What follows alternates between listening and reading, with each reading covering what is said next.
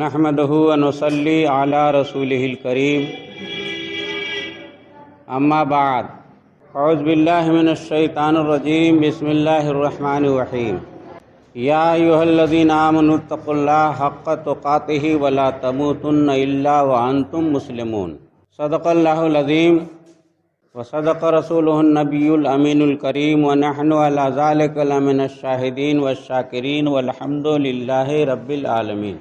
برادران اسلام، آئیے سب سے پہلے ہم تمامی حضرات مل جل کر بارگاہ رسالت مآب صلی اللہ علیہ وسلم میں جھوم جھوم کر ہدیہ درود و سلام کا نظر پیش کر لیں۔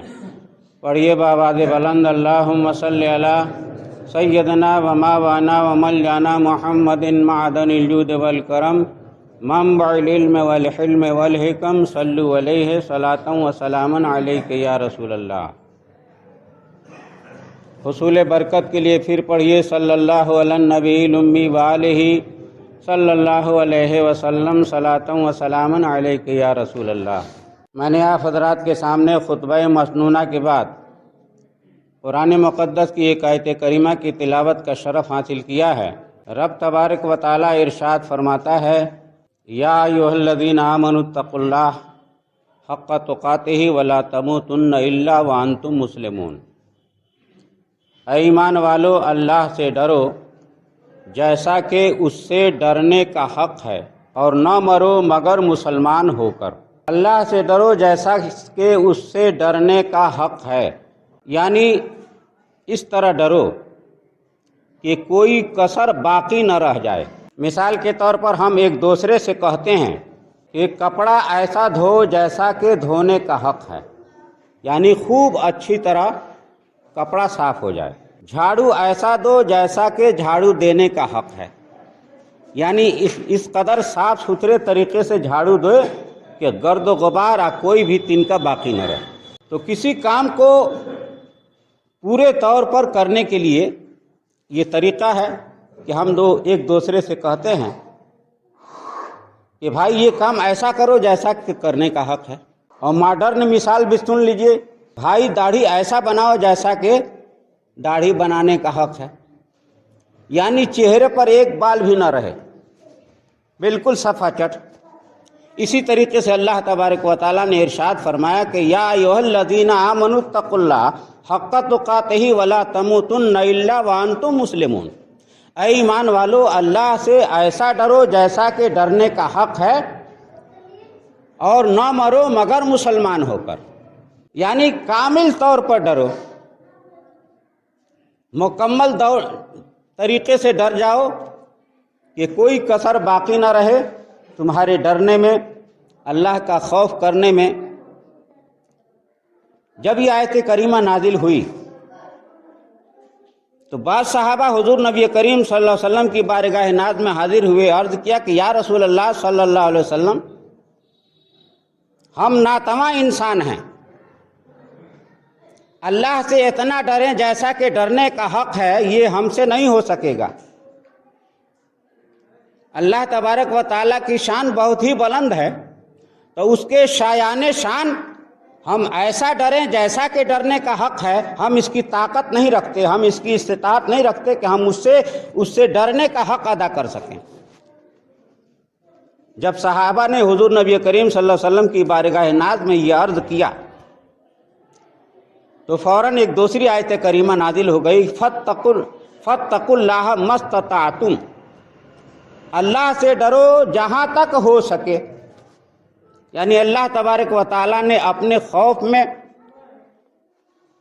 بندوں کے دلوں میں اللہ کا خوف پیدا ہو جائے، اس میں گنجائش فرما دی کہ اب تم ایسا ڈرو جہاں تک تم سے ہو سکے۔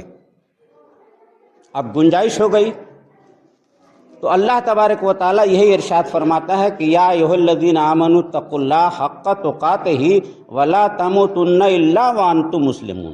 اللہ سے ایسا ڈرو جیسا کہ اس سے ڈرنے کا حق ہے، یعنی جہاں تک تم سے ہو سکے اللہ سے ڈرو، اور نہ مرو مگر مسلمان ہو کر۔ یعنی اس دنیا میں ہم کوئی ایسا کام نہ کریں جس سے ہماری مسلمانی میں کوئی فرق پڑے، ہمارے مسلمان ہونے پر کوئی آنچ آئے۔ ہم اسلام کے ماننے والے ہیں، اسلام کے چاہنے والے ہیں، اس چاہت میں کوئی کمی نظر آئے ایسا ہمیں کوئی کام نہیں کرنا ہے، اور مسلمانی والا کام کرنا ہے، اسلام والا کام کرنا ہے، اور اس طریقے سے اسلامی زندگی گزارتے ہوئے تم اس دنیا سے اٹھو۔ وہی اللہ تبارک و تعالیٰ نے ارشاد فرمایا کہ تم اس طریقے سے ڈرو جیسا کہ اس سے ڈرنے کا حق ہے، اور نہ مرو مگر مسلمان ہو کر۔ حضرت علامہ شبلی رحمۃ اللہ علیہ ایک بہت بڑے عالم دین گزرے ہیں۔ انہوں نے ایک مرتبہ دیکھا کہ چولہے میں لکڑی جل رہی ہے اور اس کے دوسرے طرف سے پانی نکل رہا ہے۔ آئے دن ہم لوگ دیکھتے ہیں، یہ مشاہدے کی بات ہے کہ جب لکڑی کچھ گیلی رہتی ہے اور اس کو جلائی جاتی ہے تو اس کے دوسرے طرف سے پانی نکلتا ہے۔ تو علامہ شبلی دیکھیے، چھوٹی چھوٹی بات ہم لوگ اس پر غور نہیں کر پاتے ہیں، لیکن ہمارے بزرگوں نے ہر ایک بات پر غور و فکر کیا، اور جس کو ہم معمولی سمجھتے ہیں اس معمولی چیز سے بھی کوئی عجیب و غریب سبق جو ہے ہم مسلمانوں کو عطا فرمایا۔ تو علامہ شبلی رحمۃ اللہ علیہ نے دیکھا کہ لکڑی جل رہی ہے، دوسری طرف سے پانی نکل رہا ہے، تو رو پڑے۔ یہ دیکھ کر کے خود رو پڑے اور لوگوں کو مخاطب کر کے فرمایا کہ اے لوگو، تم اگر آتش شوق میں جلتے ہو اور محبت الہی کا دعویٰ رکھتے ہو، تمہارا یہ دعویٰ ہے کہ میں اللہ اور اس کے رسول صلی اللہ علیہ وسلم سے محبت کرتا ہوں، تو تمہیں بھی رونا چاہیے، اس لیے کہ اللہ کی محبت میں رونا جو ہے یہ گناہوں کو دھو ڈالتا ہے۔ جیسا کہ مولانا رومی رحمۃ اللہ علیہ مثنوی شریف میں ارشاد فرماتے ہیں کہ ہر کو جا آبے رواں غنچہ بود، ہر کجا اشک رواں رحمت بود۔ جب کہیں پانی بہتا ہے تو وہاں پھول اور پودے گھاس اگ جاتے ہیں۔ اسی طریقے سے جب مومن بندہ جب روتا ہے تو اس کے رونے سے رحمت الہی جوش میں آ جاتی ہے اور اللہ تبارک و تعالیٰ کا کرم ہو جاتا ہے۔ تو اللہ کی بارگاہ میں گریوزاری کرنا اور رونا یہ محبت الہی کا ثبوت ہے۔ تو اللہ تبارک و تعالیٰ کی بارگاہ میں دعا ہے کہ اللہ تبارک و تعالیٰ خوف الہی سے ہم سب کو رونے کی توفیق رفیق عطا فرمائے۔ درود شریف پڑھیے، اللہم صلی علی سیدنا مولانا محمد بن بارک وسلم، صلاۃ و سلام علیک یا رسول اللہ صلی اللہ علیہ وسلم۔